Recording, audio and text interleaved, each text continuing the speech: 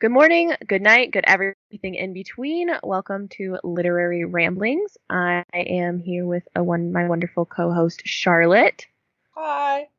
and my name is Cornelia. Sometimes it's Corey when I forget that I'm going by my full name instead of my nickname. And we basically just talk about books and stuff. But we always do an icebreaker at the beginning of these, like where we just talk about something else for a bit and we can never think of anything.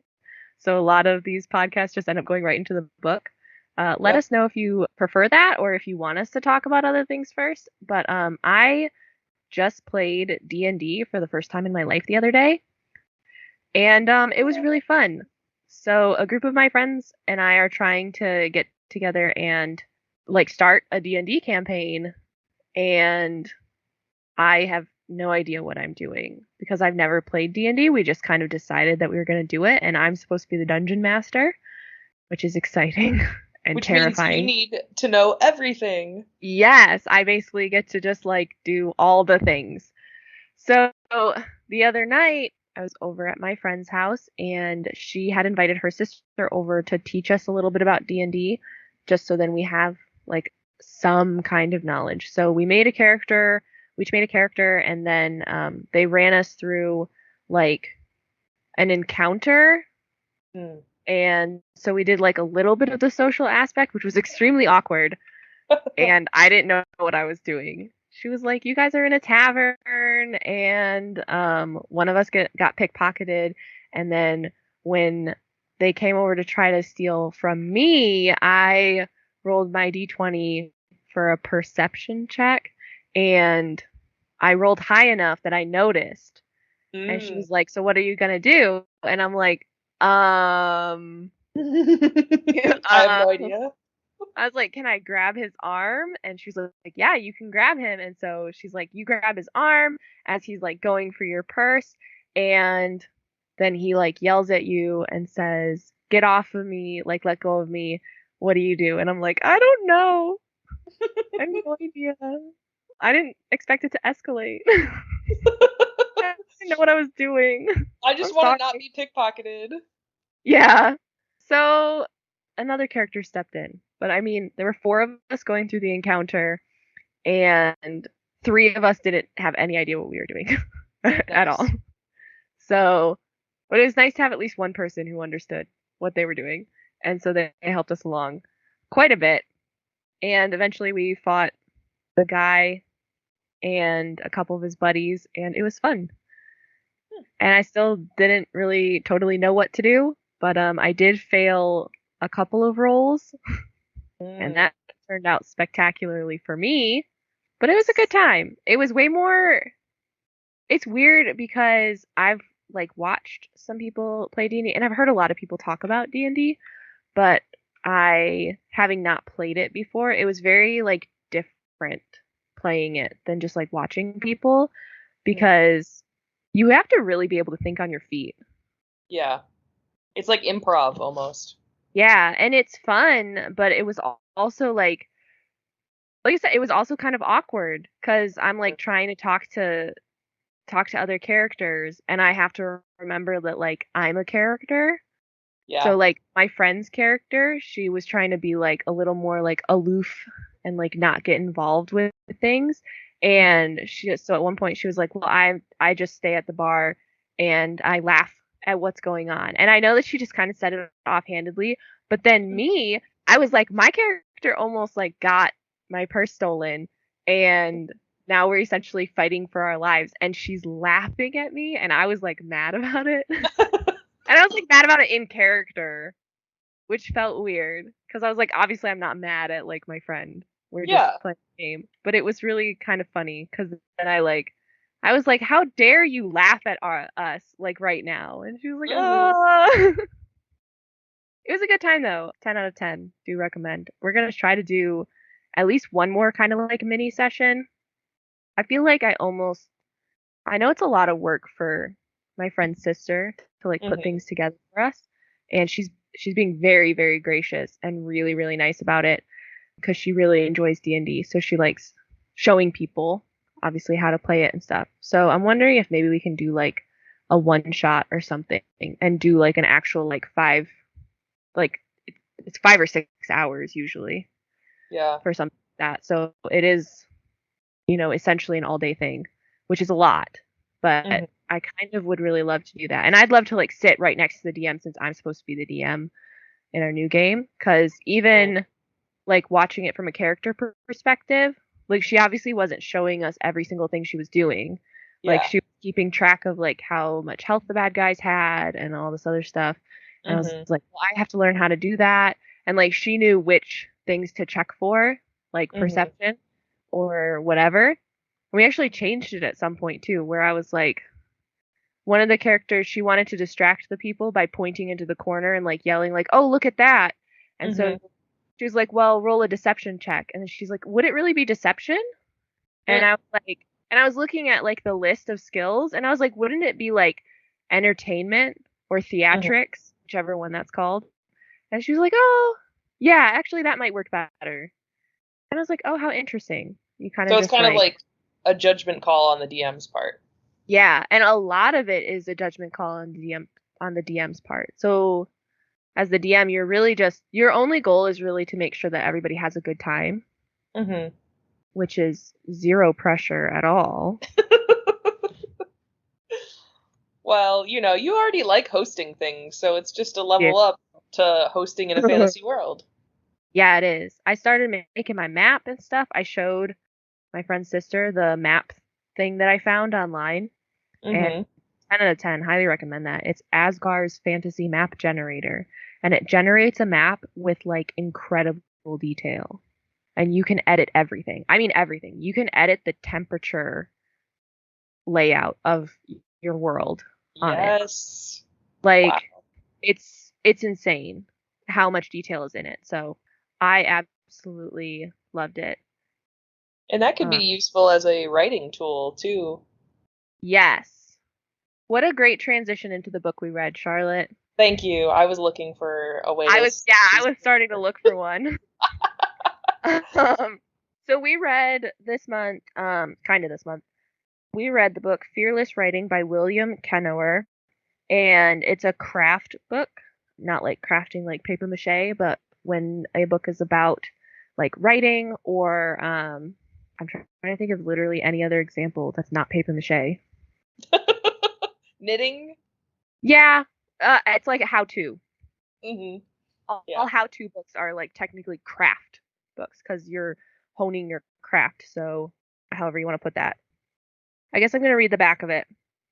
Find the courage to create your best writing life. Whether you're a fledgling writer or a veteran with years of experience, fearlessness, that elusive blend of self acceptance, confidence, and curiosity, is the defining quality of those who find fulfillment and success. Truly fearless authors banish writer's block with ease, receive critiques gracefully, and infuse their passion for the craft into every word they write. Filled with insightful wisdom and practical advice, fearless writing teaches you how to thrive as a writer, no matter your genre or career path. And it lists some things we'll learn how to do. And then from the blank page to the first draft and from querying to marketing, the writing life is filled with challenges, roadblocks, and new experiences. With fearless writing, you'll find the inner strength to embark on a bold journey and build a lifelong career in the process. So pretty bold words there. Yeah, this promises a lot. I don't believe that I don't know if I read the back of the book before I picked it up. I probably did. I mean, Uh, I didn't. So this is very highly recommended. This book is. Like when you look up books to read about writing, this is often on it. At least when I was looking it up. well, and I see on the back like it lists writersdigest.com, and one of the quotes on the front is from the guy who wrote The Art of Racing in the Rain. So So yeah, I um, don't tend to read a lot of craft books, I have to say. me neither. I had decided that I kind of wanted to start doing it because I feel like I've been out of college for a while, and I think craft books can be quite valuable. I don't Yeah. tend to pick up on as much. I don't pick up as much from them as I used to, but I do think it's kind of like having a conversation with another writer, which I don't get the opportunity to do a lot besides just between like you and me and like one of my other friends. So Yeah, same. We don't have a lot of in-depth stuff. So I like picking up craft books from time to time just to see, because it's sort of just a little insight into how somebody else writes, and that's always interesting for me. Yeah, Uh, and he's interesting because he writes a lot of nonfiction, mhm. so which is different than what both of us write. Although we both have had blogs, which are basically nonfiction Yeah. essay type writing, so Yeah. that's similar. But I wouldn't say like I'm trying to be like that's not the genre I'm most interested in pursuing ultimately. So Yeah, and I can only go off of what I've read in this book because I don't think I've read anything else by him, but he tends to view his nonfiction as more of a story, whereas when I write like my blog, it's very much like my opinion. mm-hmm. It's not necessarily like I don't go through like examples in my life as much. I mean, I use them, but they're not like the focus. And from reading this, it sounds like that's kind of what he does is he'll Yeah. share like I was walking to the park one day with my son and we saw a dog and that gave me an epiphany and the dog was really ugly and I thought, wow, that owner loves the dog anyway. And that tells us a lot about life. That's the kind of writing that I feel like he does. Yeah. Whereas I'm just like, I saw an ugly dog in the park today and I thought the owner was kind of crazy because how can you love that stupid dog? But that's fine because it's their dog and not mine.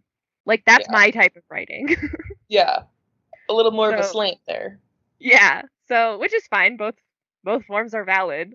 Like Yeah. I don't tend to read nonfiction hmm that much. We have learned here that I don't read a ton of it. Craft books have usually been a decent exception. But I had a hard time getting through this one. Did Yeah. not like it. It started it started okay, and then there Yeah. were some parts in the middle that I actually liked, and then towards the end it all went downhill. Yes. I would 100% agree with that because I do feel like I picked up less and less the farther I got in the book. hmm Like less and less actually like useful things. Yeah. Oh, I And actually have a sticky note on page 50, which I think it's a just before chapter 5. okay. The book is 18 chapters long, and it was like chapter 5 or 6 where I started to feel like I was not necessarily going to get a lot out of it. But I have a sticky note, and it says, "This is starting to feel like a book only for those who have been writing for a long time because so much of this is wishy-washy." hmm Wrote that. So, Yep. which Yeah, it is. he has a lot of things that are about like kind of trusting your gut, but I feel like as a writer you don't trust your gut until you've already done a lot of writing. Like Yes. if you're first starting out, it can be hard to decipher what you actually feel drawn towards or like what you feel is pushing you away. And that's a lot of this book he's talking about feelings, Mhm. which I do feel like are an important part of writing, but it Yeah. is something you have to develop trust with as you write. So, Yeah, and I definitely don't agree that this would be like for a fledgling writer. mhm. Like it Yeah. says on the back. Because you do have to, like you said, you have to develop that instinct Yeah. with a craft. Like you can say that to somebody who's like just starting off painting and it Mhm. would sound just as silly to be like, "Oh, just trust yourself in painting." And it's like, "Well, yeah, kind of, but like you're not going to be very good when you start out. That's just the way it is. Mhm. Like you're just not." But this book makes it seem like as long as you trust your feelings, everything's going to be fine.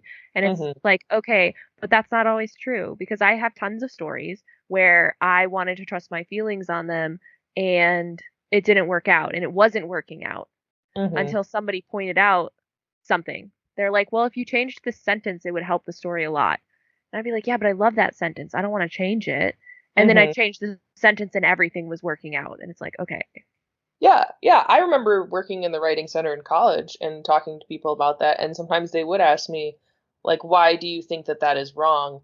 And sometimes it was really hard to put it into words because there wasn't necessarily like a specific like grammatical thing or whatever that I could point to and be like, this Hmm. is legitimately wrong. It would just be like, this doesn't fit. It doesn't help the flow of your essay, you know? Yeah. Yeah. So, So I don't think that this book is good for anyone who's starting off writing. I just think that this book is for people who have already written for several years. yeah. So if you Because like pick this up maybe in like towards the end of your college career, you'd probably be more interested in it than Yes. if you were like a high schooler looking at craft books. Yeah, because he never really tells you how to write. Mm-mm. He just Nope. says, feel all these things. And also, which bothers me because, okay, so I'm not a super touchy feely person. Mm-hmm. I do feel like I write emotion well enough. And I can write Yeah. stories and get into people's characters. It's not like I'm like a rock or anything like that. But I do tend to lean towards a more logical reasoning side than Mm-hmm. just strictly my emotions. And I completely forgot where I was going with this sentence. I thought you It's were going gonna to say connect something it to the about, book. yeah, about his emphasis on feelings. Oh, because he ends up being contradictory. If you follow only your feelings, they will contradict you eventually. Mm-hmm. And this book has many contradictions, especially when he talks about critique. He spends an entire chapter talking about how there is objectively no good or bad writing, Mm-hmm. which is a nice thought and it's a nice feeling and it's a good thing to tell people when when they are have been writing for a while Mm-hmm. or when they are just barely starting out. In the middle, it's no good. Yeah. Because what happens is inevitably you have to talk about making your writing better. And if you've just spent an entire chapter telling me that there is not objectively good or bad writing, you can't have your chapter on critique be the very next thing I read, which is how this book's set up. Because then he's Yeah. like, oh, well, we have to make sure that we're showing instead of telling, and, making sure that the words fit and blah, blah, blah. And I'm like, you just told me there is no good or bad writing. If I want Mm. to write a story and I say the house is ugly, you've decided that that's good writing. Yeah.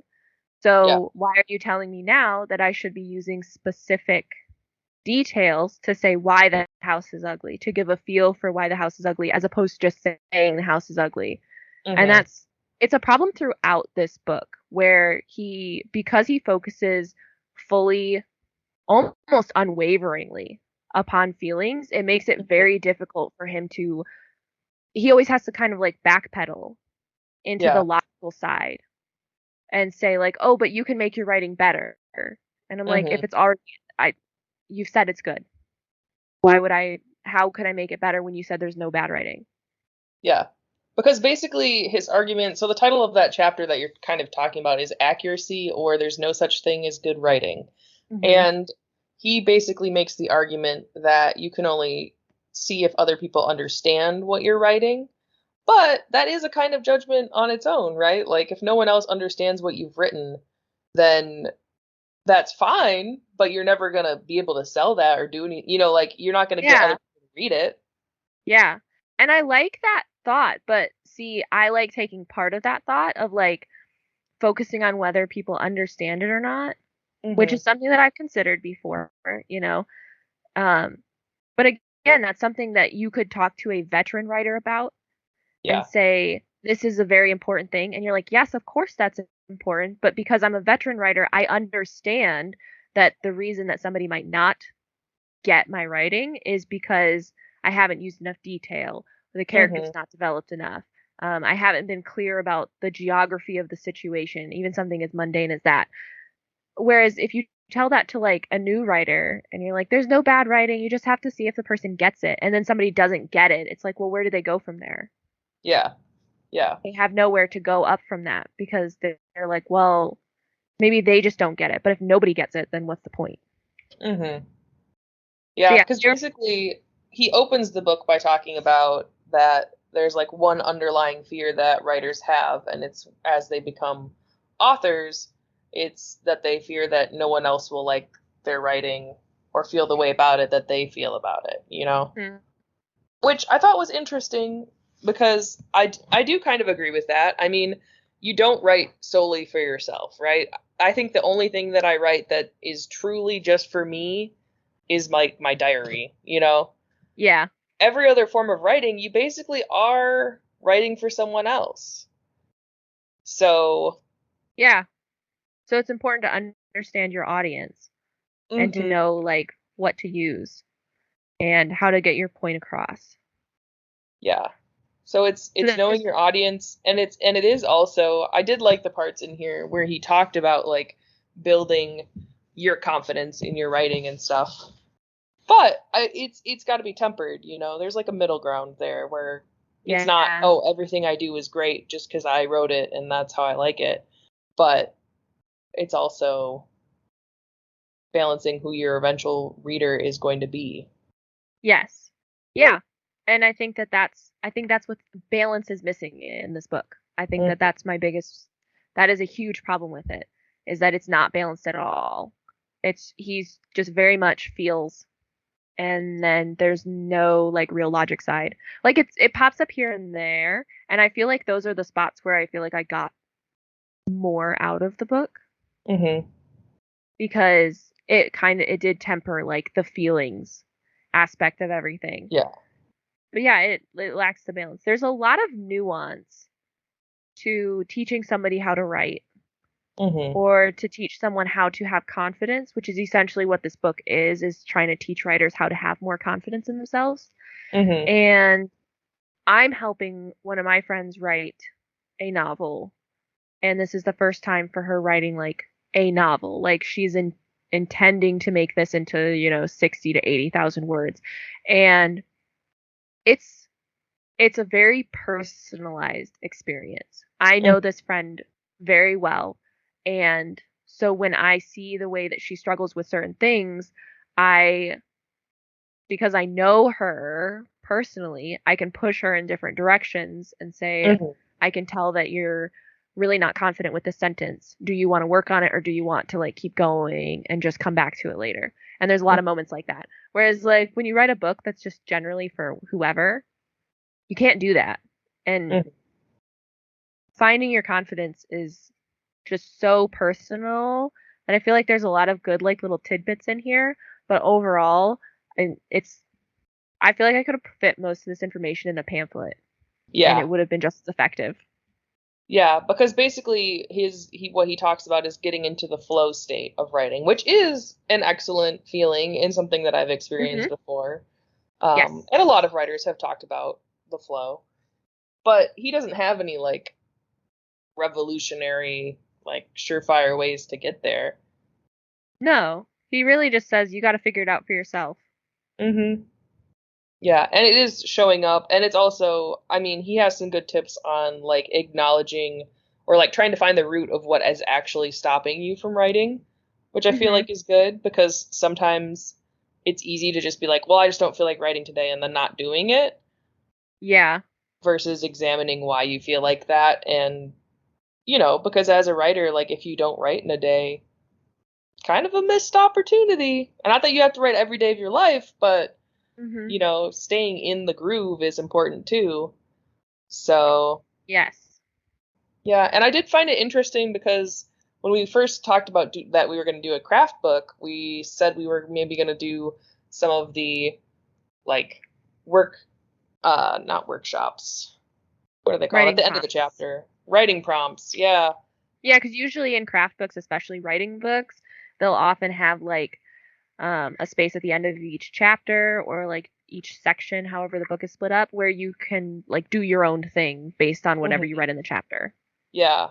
But it was interesting because neither of us really wanted to do any of the exercises that he put in here, and most of them weren't Yeah. really about writing per se as much as they were about like figuring out like what might cause you writer's block or ways to Hmm. boost your confidence based on what you feel is actually like holding you back, Yes. which I kind of like would do in my head as like a thought experiment, but we kind of had talked about last episode about maybe reading some of what we wrote out loud, and I'm like, well, I didn't actually write anything because of this book. So, Yeah, me neither.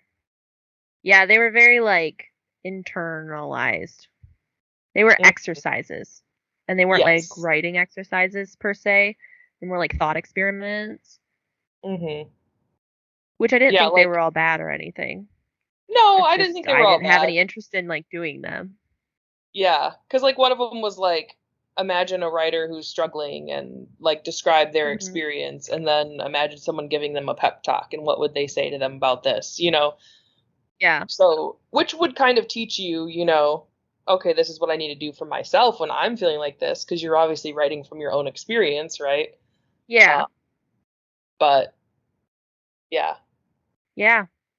So the first chapters and some of the middle was like useful enough. It's a very philosophical book Mm-hmm. because it's like we said, it's much more about feelies than logic and reason, which does, as we said, kind of mess everything up. Because if you're trying Mm-hmm. to tell somebody to get better at writing and you say, "Oh, you're good already," Mm-hmm. like I can't just love myself into a career in writing. Yeah. But he presents a dichotomy many times where everything is either about fear or love, Yeah. which I don't know if I agree with on a philosophical level. I think it's fine. As like a Um, simplification. yeah, I think yeah, but I wouldn't like base my life on it, which I feel like he kind of has. Mm-hmm. Like I definitely get that feel. Yeah, especially But since yeah, the the end last is about like living a writing life or whatever. yeah, he gets. He just I don't like his philosophy on life. I think it won't get you anywhere. No, Yeah. we're good anyway. Well, he is very much like he actually recommends reading a book called The Law of Attraction, which is garbage. I don't have a problem saying that. My Cor- opinions are my own. Corey knows a lot about this already. I do.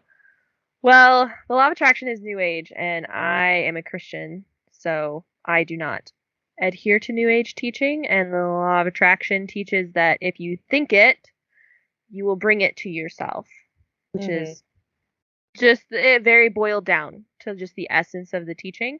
And so reading this, he's like, if you think about good things and you think positively and you don't complain, then you'll find more opportunities and you'll be happier and you'll just live a better life and blah blah. And I'm like, okay, listen, you cannot think yourself out of suffering. Everybody in Yeah. this life will suffer. Just because I thought about suffering does not mean that that's why I suffered. Good people Mm-hmm. suffer all the time. It has nothing to do with whether you thought well or not.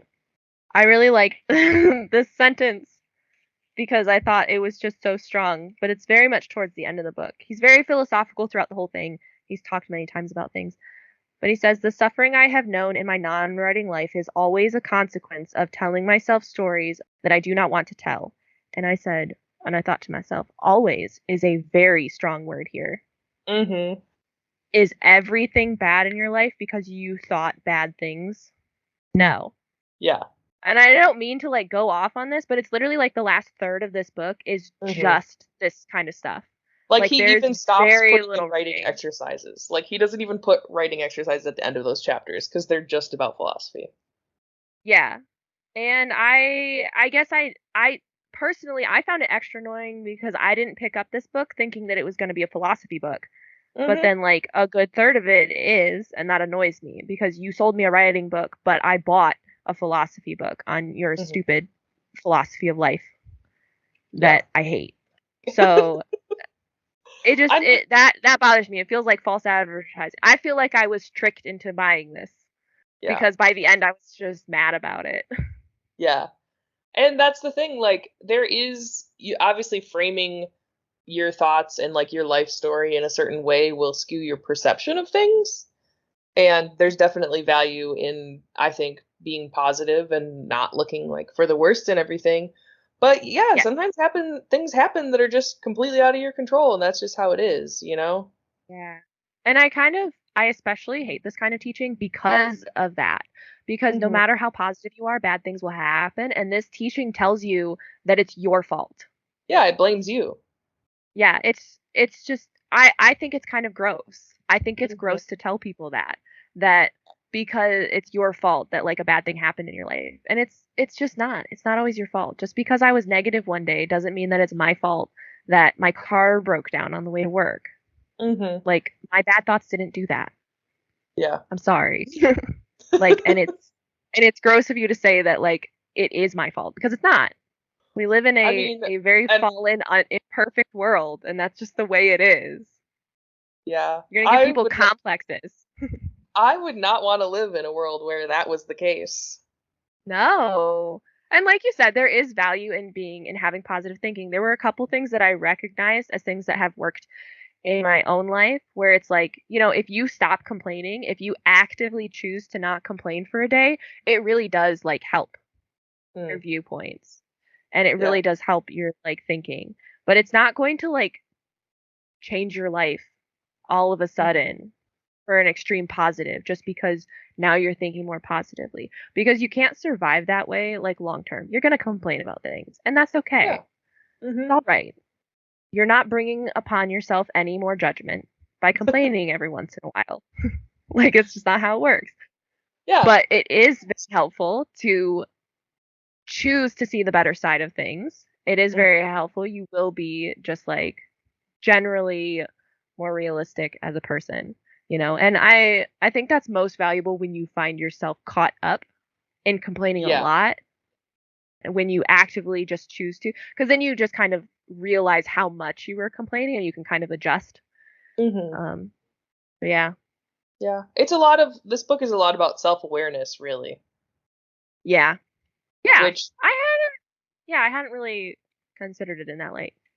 yeah, I mean that's how I felt about it. It's about knowing yourself and recognizing when you're leading yourself down a bad path.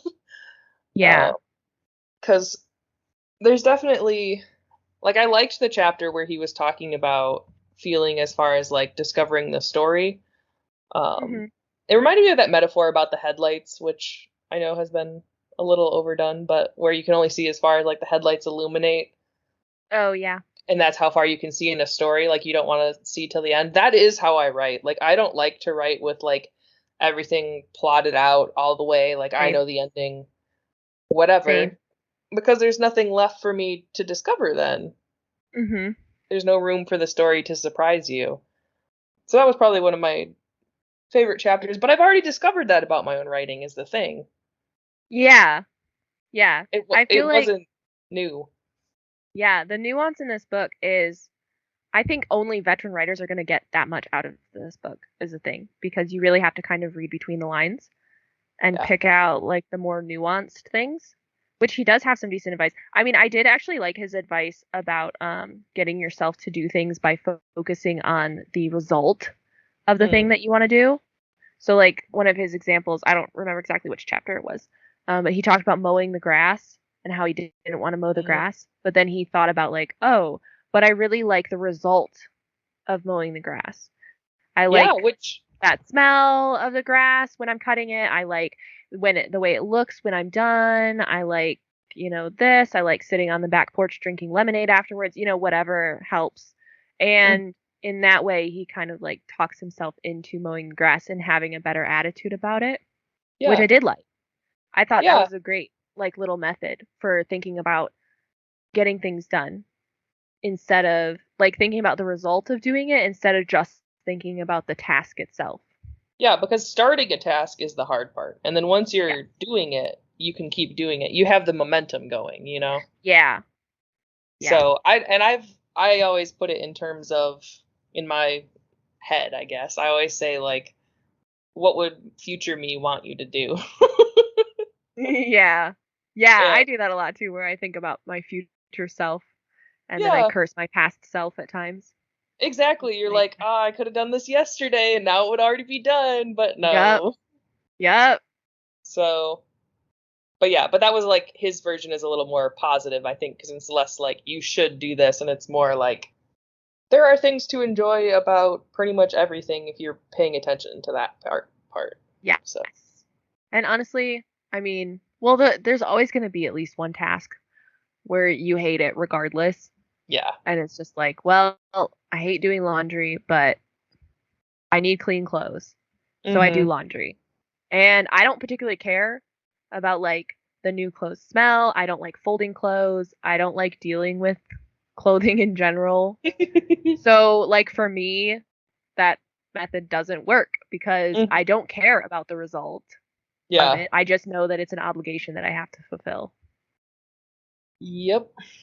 Yeah, and to put that in writing terms, I feel like there are sometimes scenes that I know have to be in the book that I don't want to write because Yes. like a lot of them are either exposition-y and I am worried about it being clunky and so I'm like kind of afraid of it, Hmm. or sometimes you just have put your characters in a really weird situation and you don't know how they're going to get out of it and you're like Yeah. it's those doubts that are like preventing you from just jumping back in. Yeah.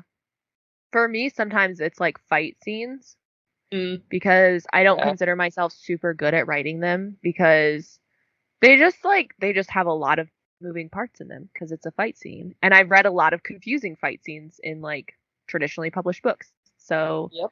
they're a little daunting.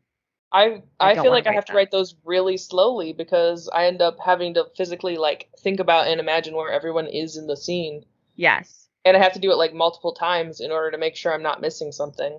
Yeah. It's a lot. It can be a Mhm. lot. I don't love that he talks about how you need to love everything that you write. I guess that's in the Mhm. same vein as this idea because I just don't think that that's realistic. And I don't think that he's made a living off of writing by loving everything that he's written, which he admits he actually hasn't. Yeah. He used to write tons of things that he didn't like. And I've definitely written like blog posts and stuff that I just didn't really like that much, but I published them anyway. And people have told me that they like those ones. Yeah. And it's like, okay, well, clearly somebody enjoyed it, so it can't be like the worst thing I've ever written, but I didn't like it. But I did Mhm. it anyway. And I wrote it anyway. I've actually like I had an epiphany with the novel that I'm writing. It's about a vampire. Um, and for a while I've been writing it not really knowing where the plot was going. Mhm. And the other week I came up with an idea that I liked. And then at the same time, I was like, I still don't really know where these characters are going. And then finally the epiphany struck. And I was like, oh, now I kind of like, I have a much better idea of what I'm doing with the characters and the story. But I didn't love writing this story up until this point. Yeah. I've enjoyed it. Mm. I feel like I've tapped into the flow, I guess if we want to use fearless writing's terminology. Yeah. Like for sure, I've done it. Like it's been good. I really really liked the first couple of scenes and then I feel like a lot of the in between. I like what I've written, but I definitely am not in love with this novel Mhm. until I've gotten up to this point. And I was like, if I followed his advice, I would not have this because I've been writing this novel with the intention of selling it. So I'm writing it with a specific audience in mind. I'm Mhm. writing it with a specific marketing tactic in mind. I'm writing it with the intention to sell copies of this book to the public. Yeah. And if I hadn't been doing that, I would not be where I am with it, which Mhm. is almost, at least like a third of the way done. And it's Yeah. like, so I don't like this idea that you have to love what you're writing, and if you don't love it, you should just basically abandon it and either wait for you to love it later or just never pick it up again. Yeah. Because Because the hard part is you also change over time. Like Mhm. things that you might have been really into in the past, sometimes you go back to them and you're like, oh, I don't like that anymore. But that doesn't like disqualify those writings from being good. Yeah.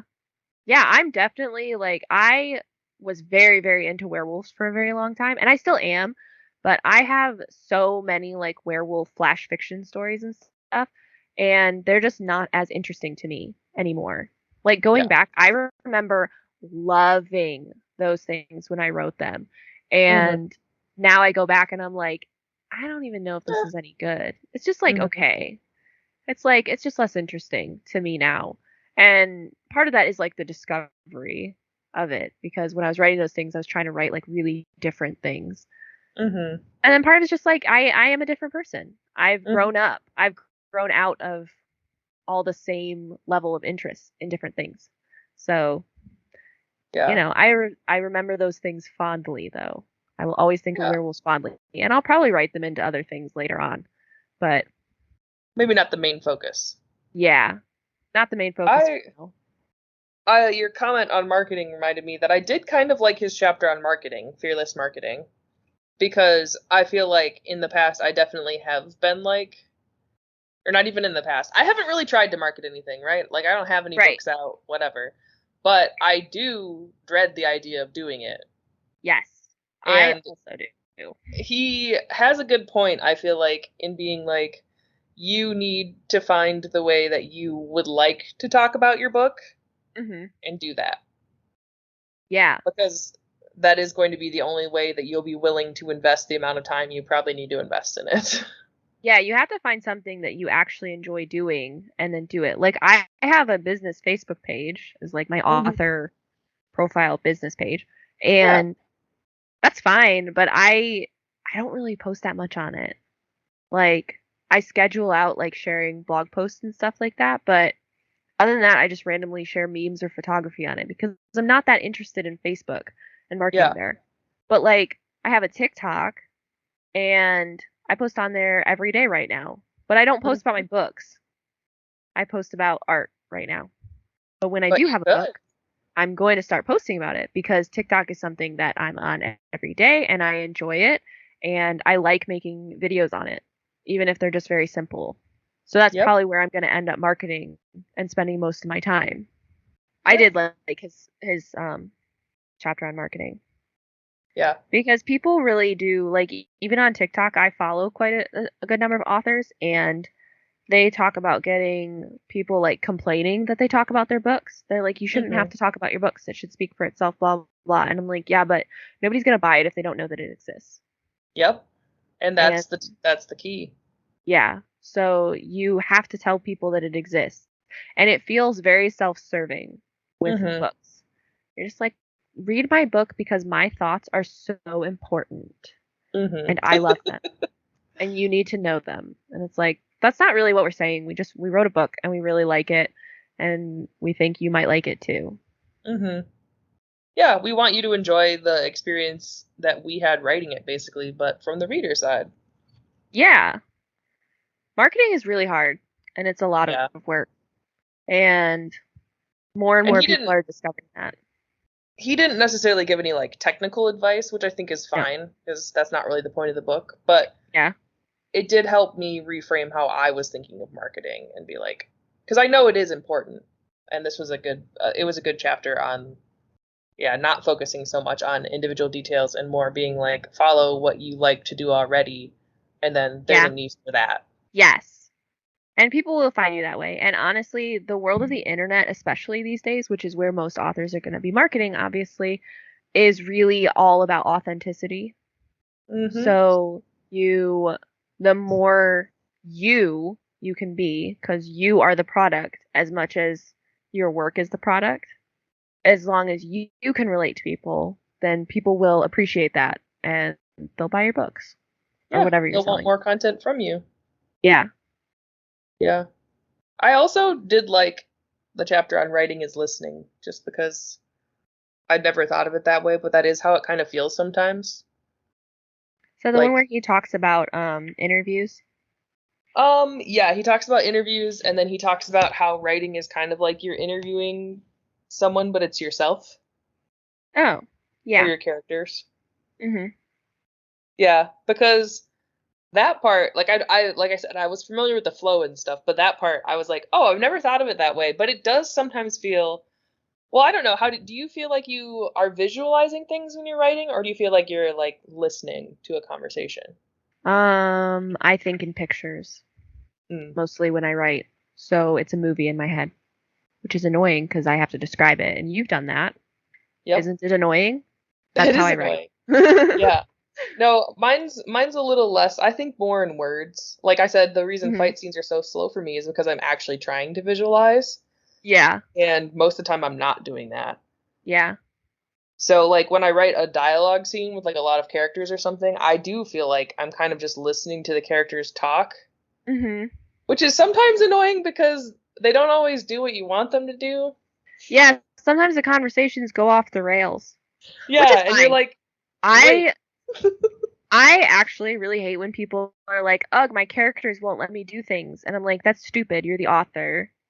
Make them do what you want them to do." But You can really, I nudge it. mean, when you say that though, like really what the author means is not that, "Oh, my characters are going off the rails." It's that they found a path that they wanted to go on better with the Hmm. story. And their Yeah. characters are responding to that because they're writing their characters obviously. But I don't know that I like necessarily really struggle with dialogue, but I do tend to let it just kind of flow for conversations.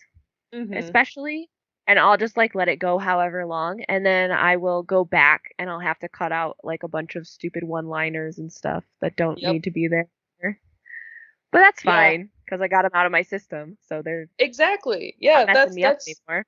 that's what I mean by you can nudge them is like you can go back and then trim off and be like, what led to them saying this? And be like, oh, okay, so I need to cut that line, and then they won't say that, you know? Yes. Yes. I fixed entire plot holes by deleting like a single line of dialogue. Yeah. Like you go And back and it's you look at it and you're fun. like, no, just don't say that. Get out of Yeah, here. like just I've caused myself so many problems because Hmm. you opened your mouth and you said this one line and it's like, okay, just cut it. Yeah. But it does sometimes feel like you're listening instead of actively doing something when you're writing. Yes. I agree with that. I did read a good amount. Well, I read the whole chapter for writing is listening. I skimmed a lot of this book Yeah. because he's just so wordy. He just says Hmm. the same thing many times in the same paragraphs. And obviously, Charlotte has not corrected me yet, so clearly I have still gained enough information to speak intelligently about this.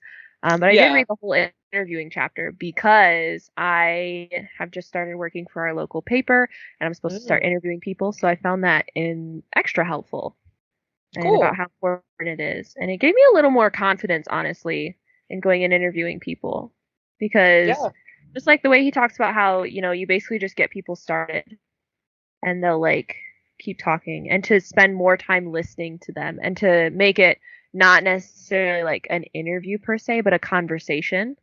I Yeah. liked that. I Yeah. I appreciate like that a lot that too. a In lot. my one experience in college with interviewing an author, I did feel a little bit stilted, and because the questions didn't always flow right from one to another, and I didn't Yeah. feel comfortable stepping outside the questions to ask like follow-ups. And Yeah. so I wish I had known that it's okay to be like, okay, I want to quick add in this follow-up question, you know? Yeah.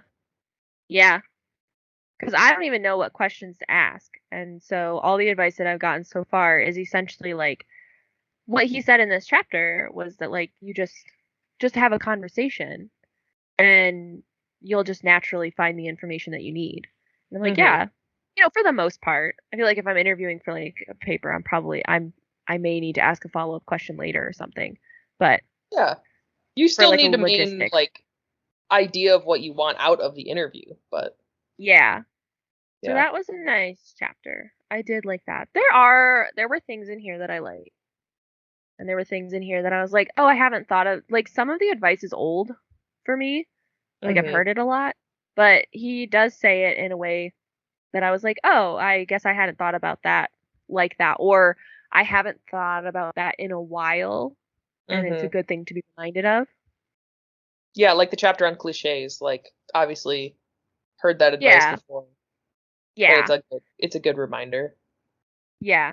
And even like a very nuanced version of his feel first, which Mhm. he says it multiple times, and it bothered me every single time he said it, that he said readers don't really care what happens in a story, they care how it feels when things happen. Mm. And I was like, mm, yeah, that's kind of true. And it's a good thing to remember because I feel like sometimes I get caught up in writing just like what's happening and I forget What to put physically is in happening? and I forget to put in how the characters feel, or I forget to put in the details, or like the way that I put in the details. I forget that like I'm trying to evoke a certain emotion. Mhm. So it's a good reminder, but readers absolutely care what happens. Yeah, Like he like made if it seem you like he talks about how many arcs did he say there were? There were like three: mhm, the physical arc, the emotional arc, and then the intentional arc. intentional arc. Is Yep. it those three? Yeah, and he spends the most time on intentional, which is basically like how it feels to read, like the point that you're trying to Yeah. get across. And he basically said that the physical arc like literally doesn't matter. And I'm like, it absolutely does. Nobody Like would care about Lord of the Rings if Frodo spent the entire time in the Shire just learning that friendship matters. mhm. And that is the thing. Like when I pick up the back of the book, like I'm looking at the physical details mostly.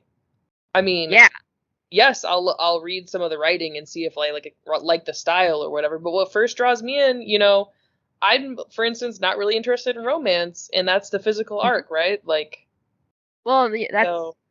yeah, that would be like the physical or emotional arc of it. Mm-hmm. Yeah, and it's like, there are certain settings that I'm just not a super fan of, you know? Yep. Like if I read the back of a fantasy book and the setting sounds exactly like every other fantasy book that I've read, I probably won't pick it up, no Yep. matter how much I think the intentional arc or the emotional arc is better. Because if your physical setting is like super boring to me, then I'm not going to read your book, Yeah. So you know? he did definitely kind of devalue that, which it's like they're all important components. Yeah, So they are. And I get like wanting to emphasize one over the other. I mean, you could probably write an entire book about each of them and make an argument that this one is the most important, and then write another book where it's like, oh, this one's the most important. And I think that that's where, again, the book lacks balance in that regard. He doesn't really admit that all of these things are important. He could have said like, I think the intentional arc is the most important part of it mm-hmm. because of these reasons. But he didn't say that. He said the intentional arc is the most important thing. It's like, Yep. it's really like not. There's so many different components that go into writing a book or a story or a poem or a blog or whatever. And all of the components are important on some level. And which ones are most important to you personally are going to inform your writing style and your voice and the way that you put your words out. But you thinking that some of them are more important than others does not mean that somebody else can't write something that's really good where they think a different aspect is the most important. Because I know that Yeah. even you and I will differ on what we think are the most important aspects of a story. And then Oh, it also definitely. depends on the story too. Like Because some I stories, the am, character development is super important, and some stories, the plot is the most important part. So, yeah, I am a very emotional reader. Like I do like to feel things when I write. So I would say, or when I read. So I do think that that is my focus as a reader. hmm And I could see what he meant about forgetting, like readers forget the details of what happens, but they don't forget all of them. Like you remember the big overarching stuff. He's right that you forget the small details that made you feel certain things in the book, yeah. but But then um some people do remember, like, there are books where I only remember like one or two lines in them, and it's mhm. like just like some minute detail, but I just really, really liked the way the author said it, or I really, really like it just stuck with me, you know? Yeah. Yeah. See, and I'm less of an emotional writer, so for me, developing my characters is important, and I would say like the physical aspects of it are more important. I tend to have to go back and add in the emotion as opposed to Yep. like you who might have to go back in and add the physical aspect of it. But Yeah, then because those sometimes I'll emotional like forget. aspects for you. I'll forget like what season it's supposed to be Yeah. Because and be like, you, when you sat down to write, you were like, I feel like summer today when you put your characters in the middle of fall. "Yep." And it's And just then like, you have to go back and remember that. that's why you have editors. They're like, Charlotte, you Yes. just said the leaves were falling, and a minute ago you said it was spring." And I'm like, look, okay. Yes. They're both transitional seasons, Yeah. It's close enough. but, you know. Yeah. But then, see, still in the end, the emotional aspects are still going to be more important to you, and they're going to be the most important things in your stories. And for Hmm. me, my stories will always have the physical aspects of it be more important, Yeah. in my opinion.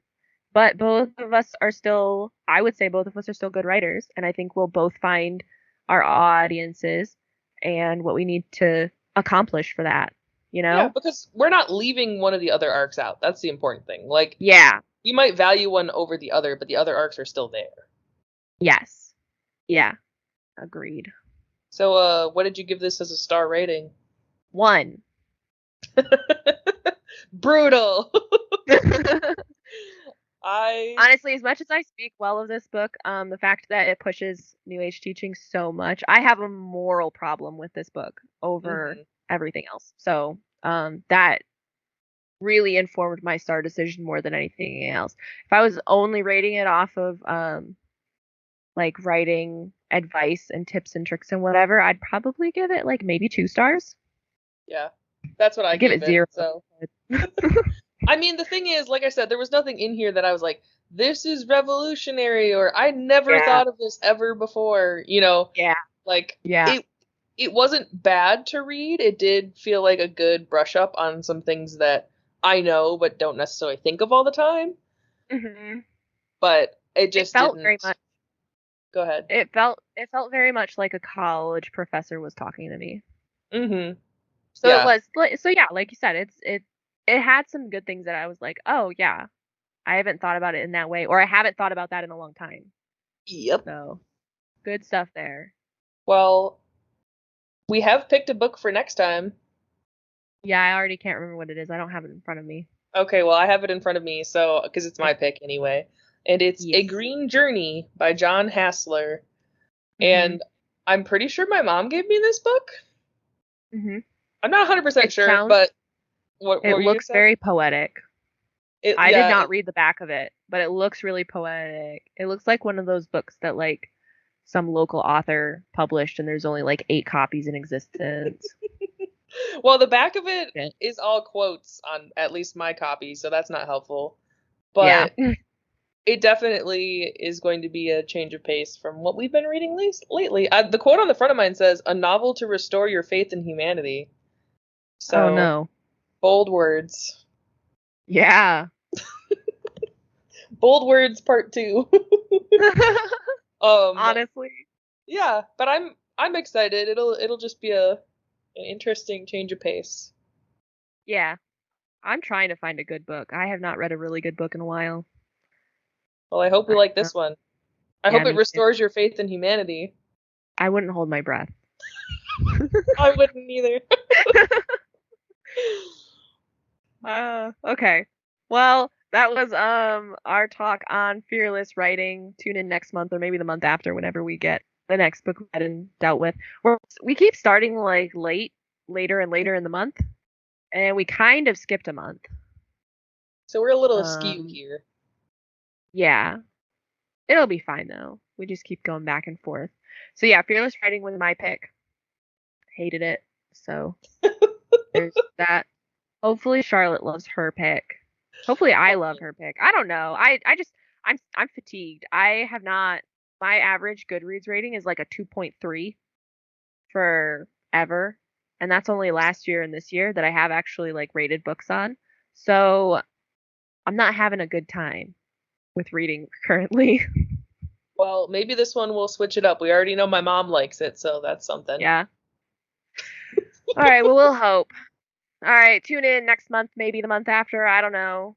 You can listen to us talk, and if you're on watching this on YouTube, which is the only place it is right now, if you're watching this on YouTube, you can watch me be really bad at playing Skyrim because that's what I put over the sound. I'm terrible. I got lost in a cave again. It was awful. The That's how it passageway felt was being in right. this book. The So passage was right next to me, and I couldn't find it for 5 minutes. So excellent. yeah, feels like reading this book. But I keep playing. So still finish this book. All right. Thank you for listening. Like, subscribe, follow me on all my social media because Charlotte barely has any. Hmm. I post memes sometimes and I post videos on TikTok. Okay, bye. Bye.